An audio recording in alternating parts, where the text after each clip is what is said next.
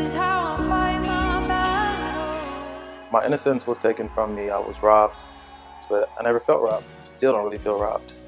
And that keeps me from being able to connect with certain people because I don't respond to my violation the same way that they do. Maybe my trauma is that thick that I can't see the robbery or really see the injustice of the violation. I remember telling my friend what happened to me. I remember I said to her, I always wondered what did I do to deserve it. And she was a really good friend of mine. She damn near cussed me out. Did you ever say that? You didn't do anything to deserve that. And I appreciate what she told me, but I can't say that. It immediately made me say, oh, I still kind of feel like, yeah, maybe I was a little just too something.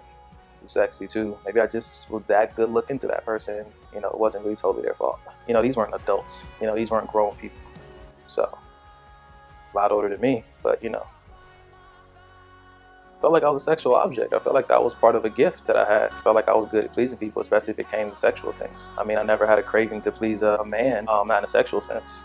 But when it came to women, I mean, it was almost like, wait till you get a taste of me. Like, they've been tasting me since I was young. Like, I got the goods, you know? So I've never taken time to like self-diagnose myself or think deeply about the mental trauma. I mean, I honestly just keep myself busy, but it still lingers, even as a Christian, as a leader in the church and stuff like that. Like, you know, when I'm dating a young lady, it's still heavy on my mind.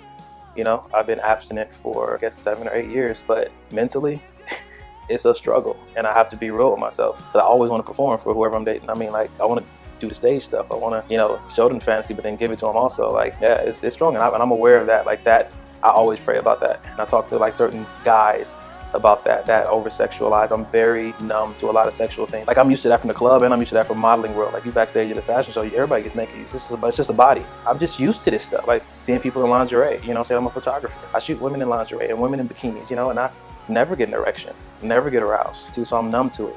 But then there's those late nights when the memory come back to me and I'm like, oh snap, nigga, like late night experience is presented to me in a whole different light. It's like there's so much innocence in the actual moment of it, but then later on when it's represented to me, it's so perverted. Like, goodness, like how did I not recognize this when it was going down? And so I recognize that at the same time the enemy's trying to pull me in. God is shielding me. He's keeping me safe in those moments. I remember one of my lady friends asked me a question about my behavior, about what I was doing. She said, what would you tell a young lady about a guy like you? I'd tell her to beware, straight up. Don't get real close to me if you're not ready for this. You need to know my past because you'll understand some of my tendencies. And if you're real sensitive to certain things, and this ain't for you. I know a lot of people, oh, that's a good man of God, go over there and hang out. Trust me, you want to be careful. You want to be prayerful before you spend extended time with me. I guess you can see it right now on the camera. There's still a lot there, but you expose it so you can experience some kind of deliverance.